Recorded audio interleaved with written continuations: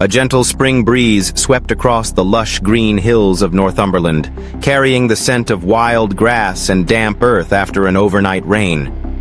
A silver minibus slowly made its way along a winding road leading to Ravenmoor, a town almost forgotten on the map of England. Inside the vehicle, soft indie music played from a small speaker. A group of architecture students from Newcastle University were on a weekend field trip to study ancient structures. There were 12 of them, 8 men, 4 women, along with their instructor, Mr. Rowan, a man in his 50s with salt and pepper hair and eyes that gleamed with passion for his subject. "We're here!" exclaimed Hannah, a spirited girl with tightly curled red hair, as the minibus came to a halt in front of a weathered Greystone inn. A rusty iron sign swung in the breeze, bearing the faded words, "Ravenmoor Inn, since 1731. The town of Ravenmoor was shrouded in a thin mist, hovering like a translucent veil draped over rooftops and trees. The cold, damp air clung to their skin. But to the eager students, it only added to the mystery of their journey, exactly what they had hoped for. As the group unloaded their luggage, a frail old woman emerged from a general store across the road. Leaning on a cane, she stared intently at them. She wore a long woolen cloak and a headscarf, her cloudy eyes sharp as blades. "Don't cross the bridge when the wind blows," she murmured, as if talking to herself.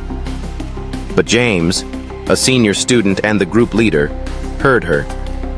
He turned to Hannah and whispered, "Every village elder has a spooky story. We should totally jot this down for the report."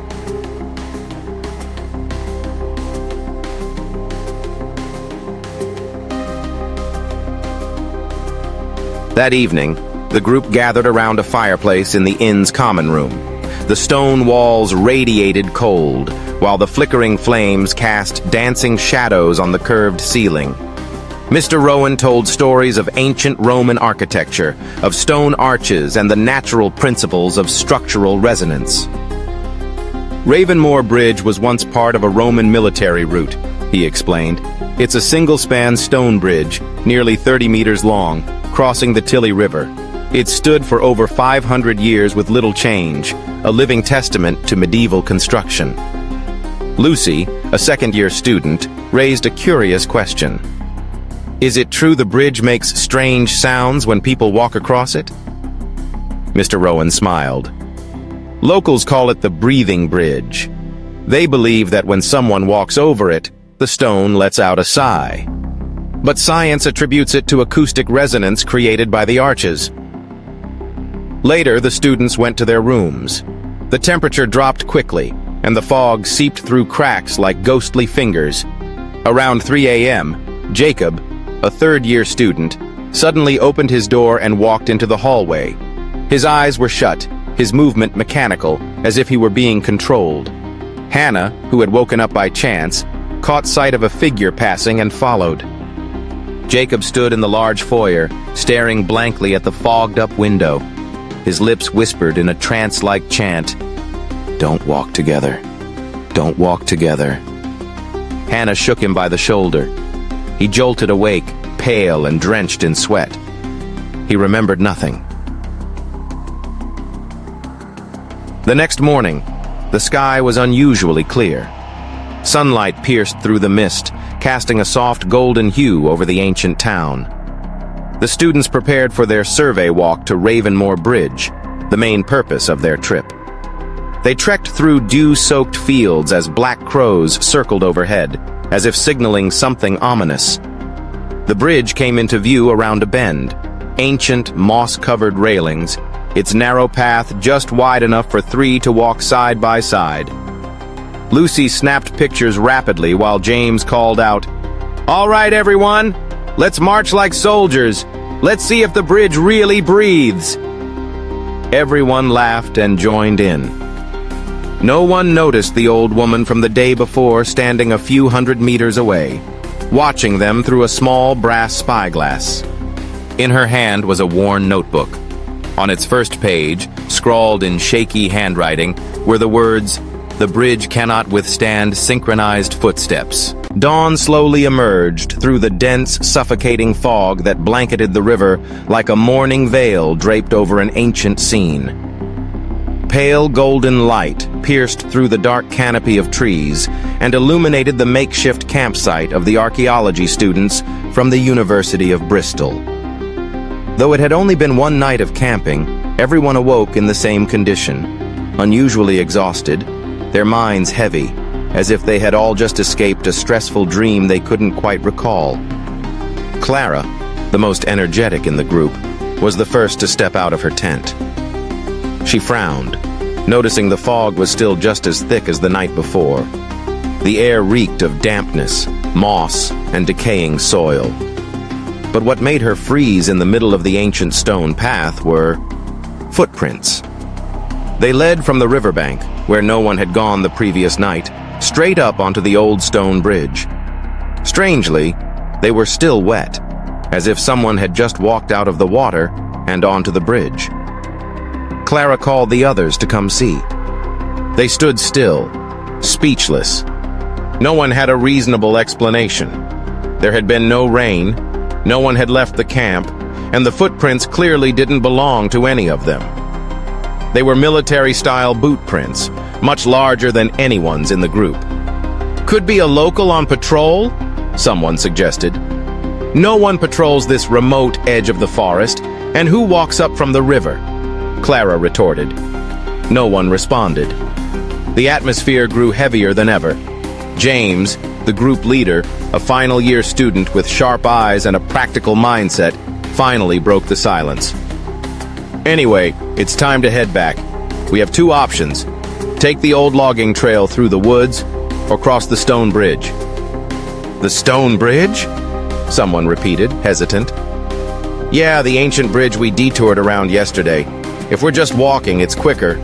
And hey, we can inspect the structure while we're at it, James said with a faint smile. Some eyes showed concern, but in the end, the desire to save time prevailed.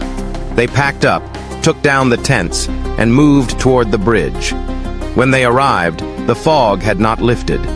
The stone bridge emerged from the white haze like a faint ghost. Moss blanketed every slab, and parts of the railings were jagged, as if something had gnawed at them. Clara looked up and murmured, "This bridge has stood for centuries. I don't understand how it's still holding." Probably because no one's ever marched in step, James joked again. A few chuckles broke the tension. Lucy, a second-year media student who always had a camera with her, immediately pulled out her phone and set it up on a mini tripod. "All right, my lovely archaeologists. Ready? Let's march in sync like a parade team. Maybe we'll uncover some ancient secret." Laughter echoed as the group began crossing the bridge. Lucy recorded while calling out, "1, 2, 1, 2, keep in step." With every step, the stone slabs emitted deep, heavy sounds, not quite the usual echo of stone on stone. There was something hollow underneath, as if the bridge's surface was just a fragile shell covering an endless void. At first, no one noticed, but after a few steps, Clara, walking in the center, began to frown. "Guys, do you hear that?" "Hear what?" Ethan replied. "That sound, like breathing." Everyone went silent. The air seemed to freeze. The steady footsteps blended with a subtle vibration beneath their feet. Each step echoed, not from above, but from beneath the bridge. "Probably just sound resonating from the riverbed," James said, though his voice lacked conviction. Lucy kept filming, even zoomed in on her feet. She exclaimed, "The stones, they're really vibrating." No one dared stop mid-bridge. They quickened their pace, eager to cross as fast as possible. Just a few meters from the far side, Clara suddenly halted. "Guys, look!" The group stopped instinctively. Clara was pointing to the other end of the bridge. Through the fog, a vague human figure emerged, standing still, almost blending into the surroundings. The person wore a dark cloak with a hood, face obscured. Their posture was upright, unmoving, but something about it was off. as if it wasn't a living being. "Probably a local?" Lucy whispered, voice trembling. No one answered. James slowly raised his hand, motioning for the group to keep moving. But as they took a few more steps, the figure retreated into the fog and vanished. Clara shouted, "It disappeared! There's no way anyone could move that fast!" Lucy replayed the video, and at that exact moment, a sharp cracking sound erupted from below, like thunder tearing through the fog. The bridge shook violently. Someone screamed, "The bridge is breaking! Run!" But it was too late. A large stone slab beneath James crumbled, dragging at least 3 people behind him down. A screech echoed like a scream from the depths of the earth. Lucy tumbled forward, her phone slipping from her hand, sliding across the bridge and disappearing from sight. Then came a series of cracks and collapses. It all happened in less than 10 seconds.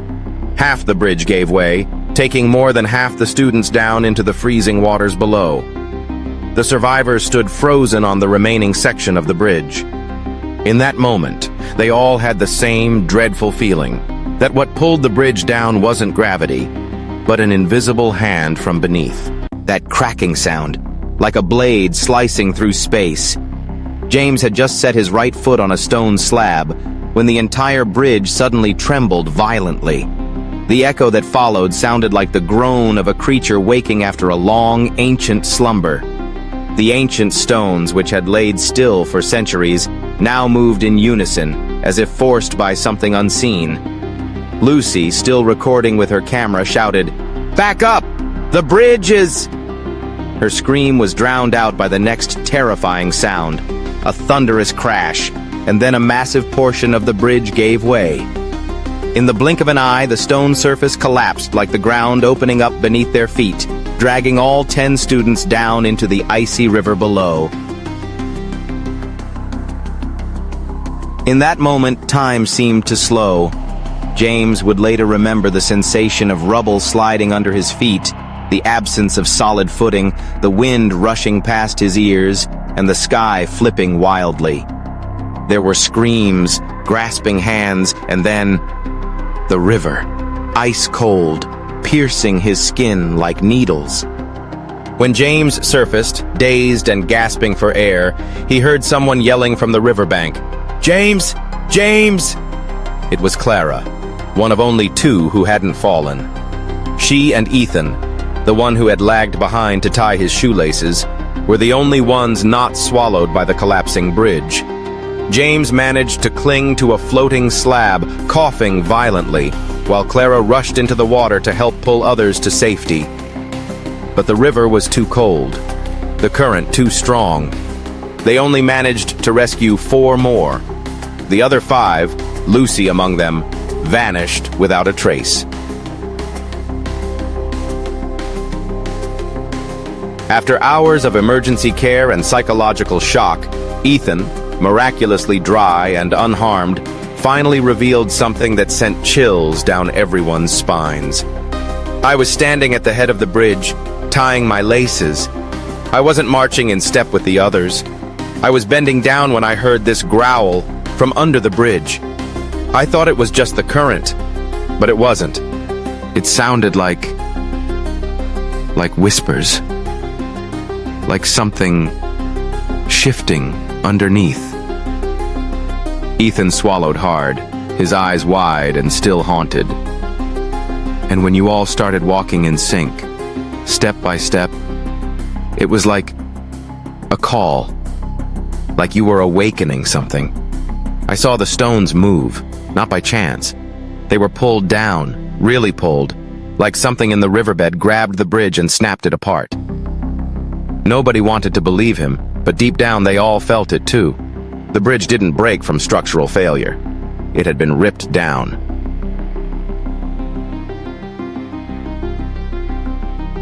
Three days after the collapse, rescue teams made a startling discovery.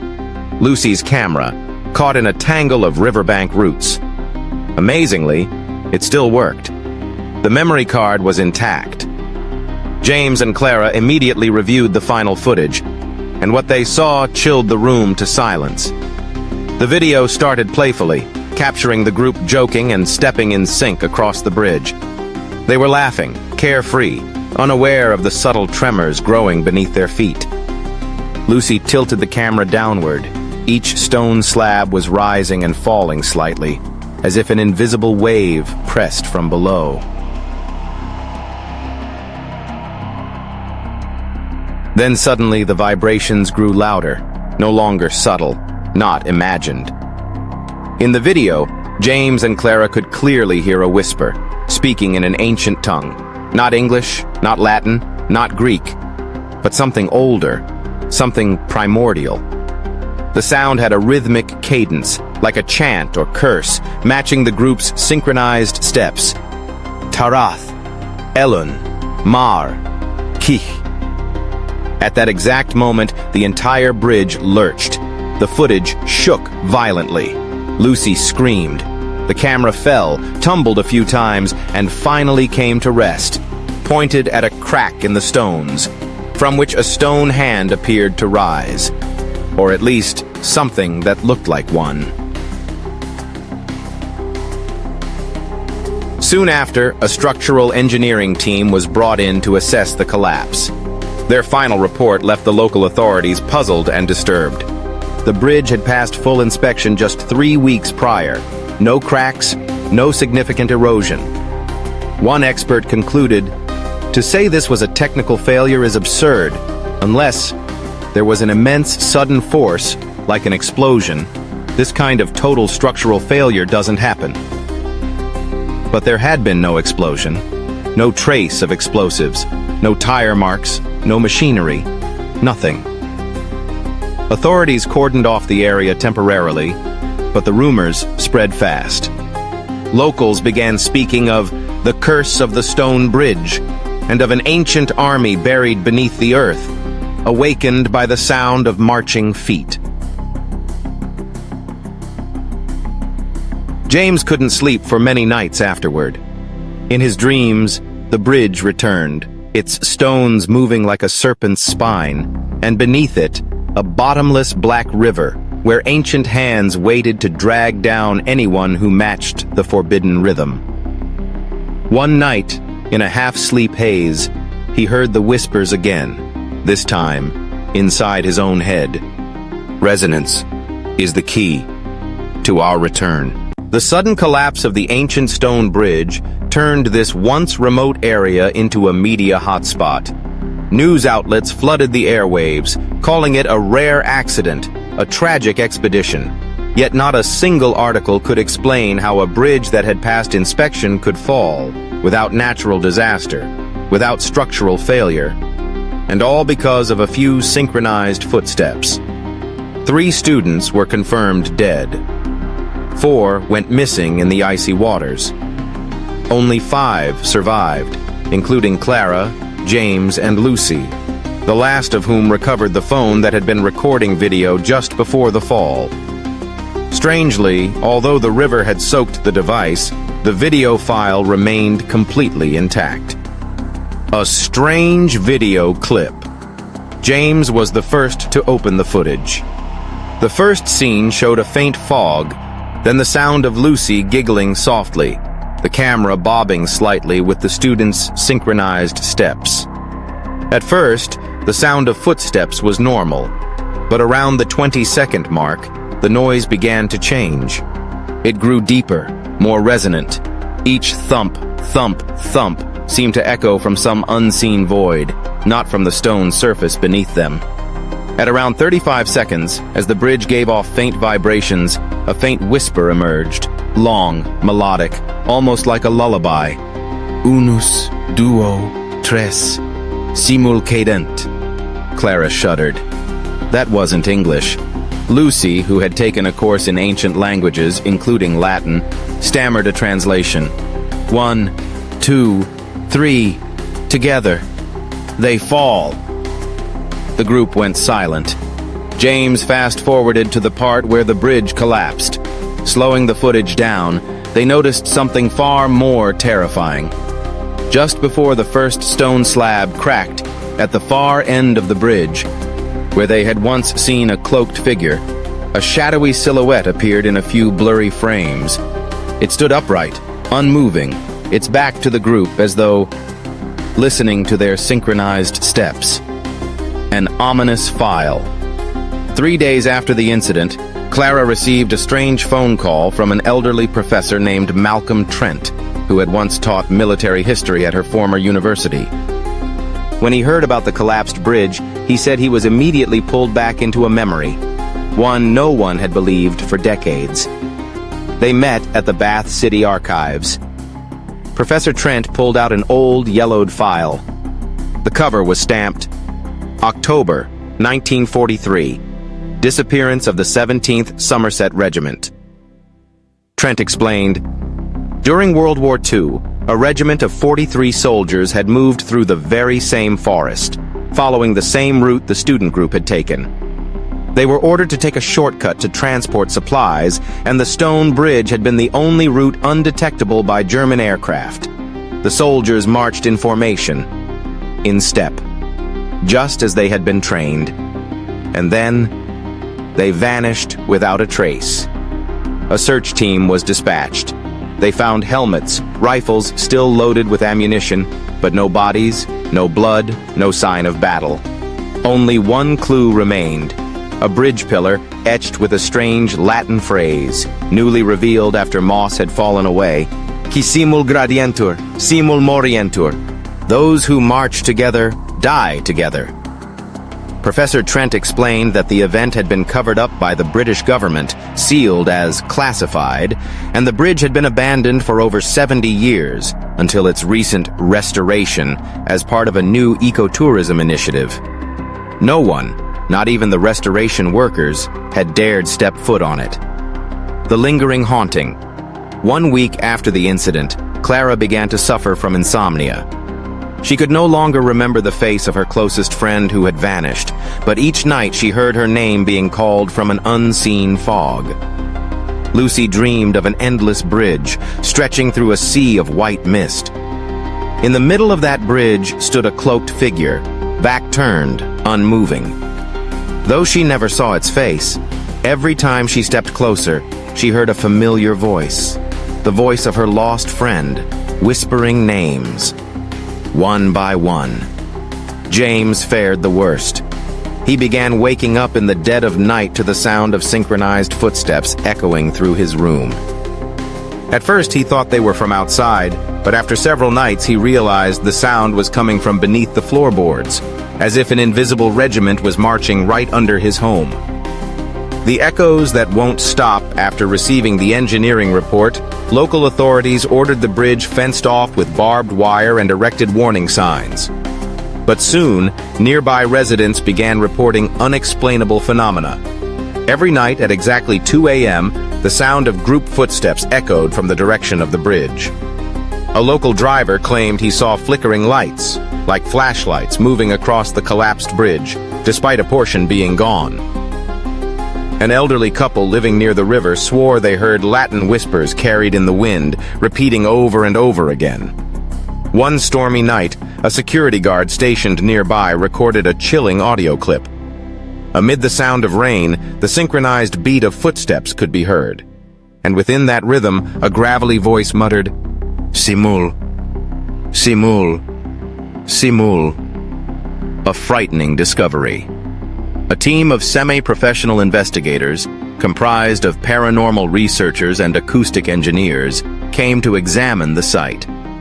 They built a vibration resonance model and discovered that the structure of the bridge created a feedback loop of sound.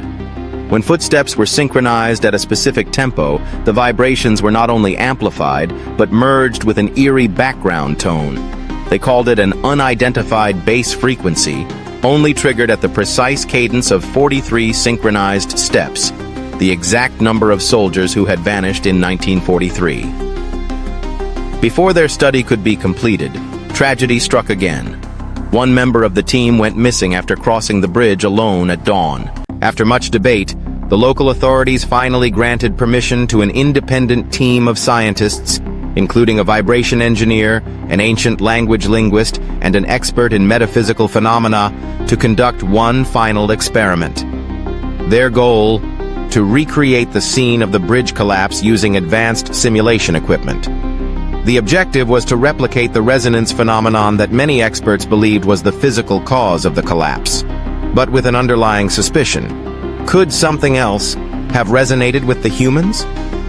They deployed a four-legged robot programmed to walk at exactly 1.2 Hz, the precise pace recorded in the original video before the bridge gave way. The robot was placed on the reinforced section of the remaining bridge. Dozens of sensors and ultra-sensitive microphones were installed, all linked to a remote server 200 meters away. The robot began to walk. Each thud, thud, thud echoed against the damp stone surface. At the 18-second mark, bass vibrations were detected, nothing unusual. But at 25 seconds, the sensors captured a strange, low-frequency sound outside the normal mechanical vibration spectrum. And by second 31, the recording equipment picked up a drawn-out sound, not footsteps, but a voice, whispering. Simul, simul, cadent. The voice echoed as though coming from many mouths at once, in an open space. Yet there was no one on the bridge but the robot. A startled engineer halted the robot, but the footsteps continued. At first, they assumed it was just echoing, but every recording device confirmed the same source direction.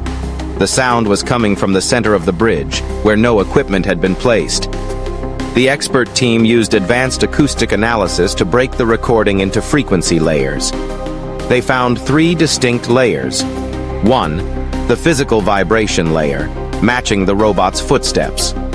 Two, a resonant background tone, resembling the droning echo of a deep cave, which appeared alongside the whispering voice.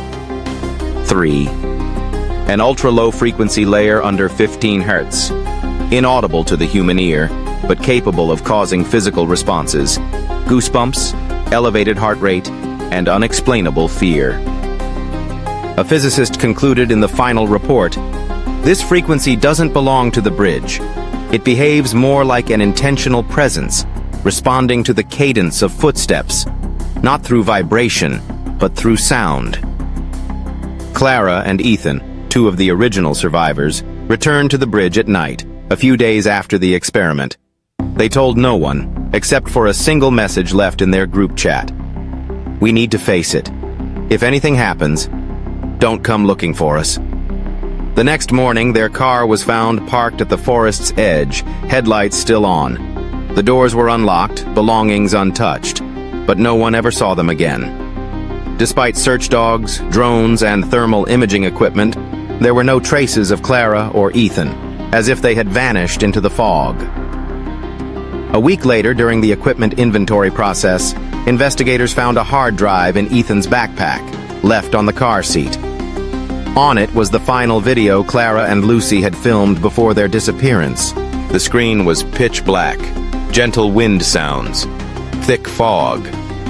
Then the frame shook slightly, as if someone was walking toward the bridge holding the camera. A choked voice, Clara's, spoke. "If anything happens, we want everyone to know this bridge isn't just a structure. It listens, and it responds." The camera pointed toward the center of the bridge. No one was there.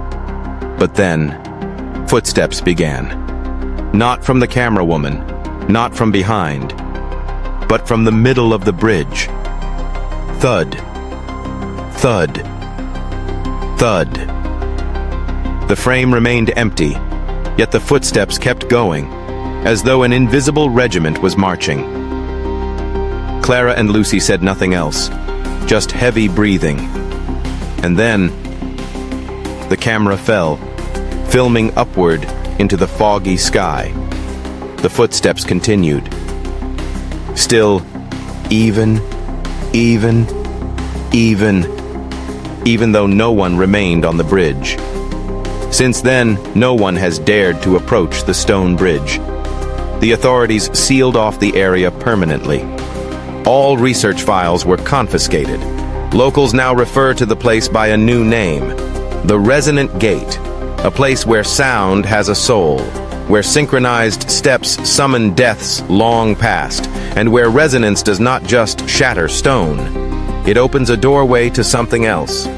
Even now, some swear that if you stand near the bridge on a truly silent night and listen closely, you will hear steady footsteps fading into the distance, as if a ghostly battalion is still marching toward a shore they never reached, and they are still walking.